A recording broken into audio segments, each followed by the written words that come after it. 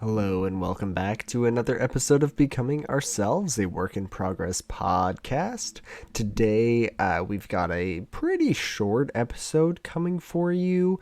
Joel and I both have been pretty busy over the last few weeks, traveling, studying, working a lot. I am 3 weeks away from taking my CFP exam, so I've been hitting the books pretty hard there and spending a lot of time studying. And then Joel's been traveling a lot for work, so we haven't been able to spend quite as much time recording, finding good guests, and scheduling out times. But we still wanted to continue to bring out some content. So without further ado, I am just wanted to take a little bit of time and talk about what I've learned so far doing this podcast and how it is benefiting me in my career, in my relationships, in my friendships, and some of the benefits of doing a podcast like this and stepping out of my comfort zone. So, what have I learned while doing this podcast? Well, I've learned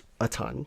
That I just as a start, there's been a lot of learning moments, a lot of learning opportunities, and some overall different ways it's shaped how some of my philosophies have developed. So we've talked several times about this idea of values over goals, and even more recently I've been thinking about it. It's like values and systems building out ways to achieve your values, ways to live into your values, being a better method than trying to hit milestones. And so kind of removing this goals word from the equation. And I think milestones are really one of the things that have created some issues for me in the past. And so I've learned a lot there.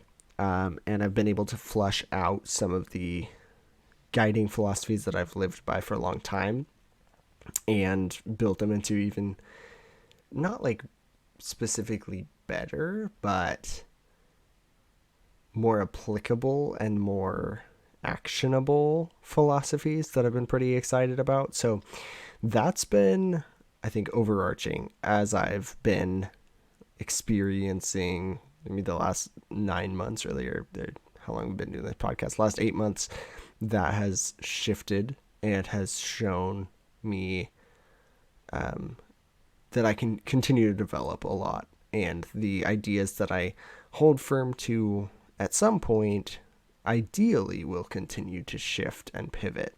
And so, and that's a good thing, right? And so I was pretty gung-ho about like values are better than goals. And I think talking about that a lot on this podcast has allowed me to flush that out more into a little bit more nuanced understanding and a more nuanced explanation that is ideally less jarring right off the bat, but also more accurate to what I really believe and has helped me develop what I believe there. So that's, I don't know quite why that was the first thing that popped into my head, but maybe that means it's been one of the most important. Some of the other things that I've learned here are how to talk to people that I haven't met before. In full disclosure, almost all the guests that we've had on this podcast have been people that Joel has reached out to, Joel has connected with, and only a couple of them have been people that I've been the original point of contact for. And so, while that's one thing I've learned from Joel, just put yourself out there, and a lot of people are interested in talking and having good conversation. So that's been exciting. That's been interesting. But additionally, I've had the unique opportunity to have, 20 people, 25 people pop up on my computer screen ready to have an hour long conversation with me. And I know nothing about them more than just maybe reading their bio, reading their website, hearing some people some of the people Joel has known pretty well. And so I've gotten to say like, hey, tell me a little bit about such and such. And, oh, I met him here. We've worked on this together. We've worked on that together. And he or she is really interested in whatever. So those are a little bit easier. Some of these are just complete cold referrals where neither of us know our guest very well beforehand or at all. And that's required me to be able to adapt to, like, I don't know what the vibe is going to be.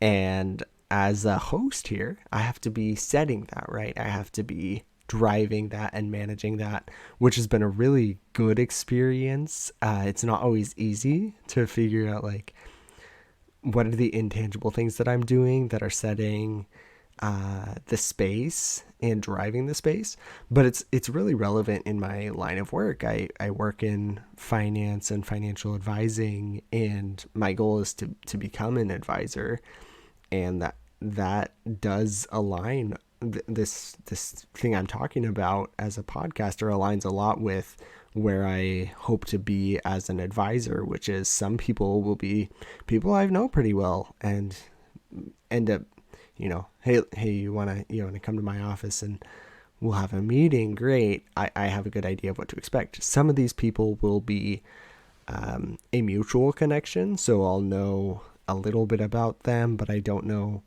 exactly what their personality is like. And some people will just be people I can read about online, or I'll know some of the information, but I haven't met them personally and maybe don't have a ton of data to go off of, and still have to start that conversation and set that space. So I've gotten to learn a lot about that and practice that too, which there's nothing that beats just getting reps.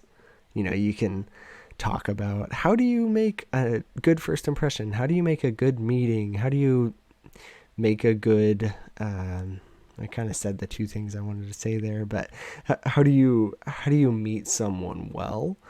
Well, you can think about that all the time. There are academic ideas. There are studies that show what people like in a first impression, but there's no substitute for just getting reps in. There's no substitute for meeting a lot of new people and having to be somebody in charge there. And so I've been really grateful for this podcast as an opportunity to dive in and meet new people and learn how to guide a conversation when sometimes I'm really well prepared, sometimes I'm not that well prepared. And, I've done some prep work, but maybe it's closer to the bare minimum than what I would ideally like to have prepared. And sometimes just like, here's some questions, but I just don't know the person well enough. And maybe they have a more broad set of experiences, or a set of experiences that I'm not familiar with. That means I don't know exactly what this meeting's going to look like. And so having to become comfortable with that concept as well has been really interesting, of like, I don't know exactly what this is going to look like. Well, great. Being too planned out can be a little bit robotic, and it's one of the things I've also learned here is just going with the flow more easily and understanding some people really want to talk about what's on their website and what's on their bio. Some people kind of feel like, oh yeah, that's my bio. That's my professional thing. I want to talk about this other thing. Great. Instead of trying to pigeonhole into, well, no, our questions are really based on your professional bio, saying this person clearly doesn't want to talk about this all that much, but they really are interested in talking about some culinary idea or some experience they've had, or just a guiding philosophy for them. Great. Let's lean into that. Let's pivot to that, because the best conversations are the ones that are flowing, the ones that are back and forth, the ones that are engaging. Those are really fun conversations to have, and those are experienced by not being super rigid in what the expectations are. That's also helped me in my professional work of saying, it's kind of a trope. It's like, on Mondays, you can ask about the weekend. On Tuesdays, you can sort of ask about the weekend. Maybe you ask about the workload. On Fridays, you can ask about the upcoming weekend. Thursdays, you can maybe ask about the upcoming weekend. And on Wednesdays, you got nothing you can talk about, right? Now, it's a working in an office trope, right? Some people really live by that, and that's fine. That's great. I enjoy that a little bit. It is kind of fun to see those rhythms pop up, but also understanding some people just really like talking about what they did last night, or maybe they just like have a good icebreaker for a Wednesday morning. That's great. Like not being so rigid in my expectations of what a conversation is going to look like going into it has helped me create better connections in my workplace, has helped me create better connections with the friends that I've been able to make recently and the friends that I've had for a long time. So it's not about not going in with expectations. I think expectations are still good, but understanding that they're a little bit of a moving target and they're more of a goalpost rather than like I have to hit these exact topics all the time. Like a strict agenda has its place, but it's also a lot of things are okay when it's just here's an idea, here's a thought. So that's another thing I've learned recently. Um, what are some of the other things I've learned here as being a podcast host? It's not always easy. I always enjoy recording episodes with people. I always enjoy recording episodes even when it's just Joel and me. I don't enjoy as much the deadlines and having like, oh no, we record for an hour, that's great. Then I have to go back and edit it and publish it and work through our different systems. That's not as rewarding. And so it's one of those obvious things of good things require work. Sometimes that work is also enjoyable, which is like a great situation to be in. Sometimes it's not. Sometimes we have to deal with our different programs and they're just finicky, and that can be pretty frustrating. So I think I've learned and have had reinforced that it's not always sunshine and rainbows. It's not always easy. That doesn't make it bad. There's a lot that's still worth it. There's a lot that's still interesting. And I think there's also a lot that's rewarding about saying, even though this hasn't been the easiest, even though there have been parts of this that haven't been the easiest, I'm still diving in. I'm still doing it.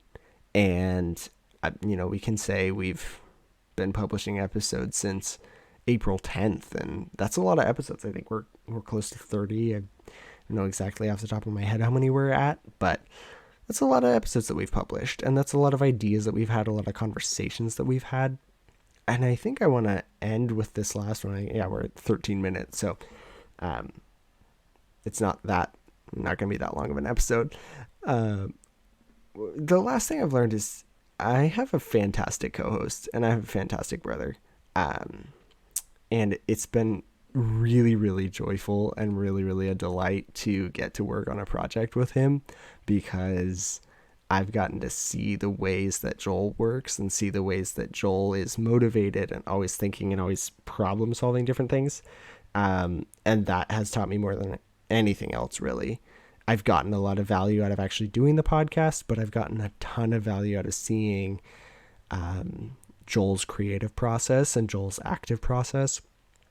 And I mean, we've been two peas in a pod since I was born, pretty much, but it's been really, really neat to actually do a project together and work together on something that has really shown me a different side of like what Joel's deliverables look like, what Joel's abilities look like, and the amount of times Joel's just texted me like, hey, here's a completely different idea about the podcast. I think we can do it. Here's what I've vetted. Here's the thought.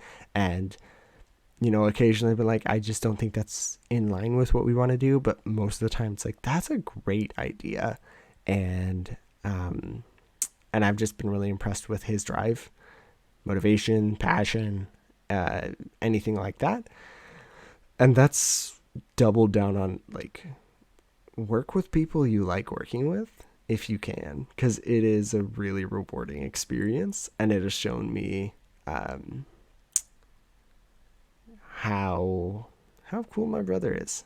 So yeah, I've learned from his strengths. I've learned that my strengths are not his strengths and his strengths are not my strengths all the time. We have overlap, but there's definitely places that he excels that I find pretty daunting in my own journey. And so seeing him so consistently just be able to do outreach and be able to line up guests and do cold calls and cold emails and whatnot has shown me like it's doable. It takes work, and also it just takes 5 seconds of courage a lot of the time to type out the email and then hit send, and just to be out there, right? We've talked early in our podcast about like opportunity comes when you're in the game, and Joel's really good about being in the game, and that has really resonated with me as I have my own professional ambitions and ideas that I want my life to start looking more and more like. It's like, well, be in the game, Jesse. Show up, and Joel has exemplified that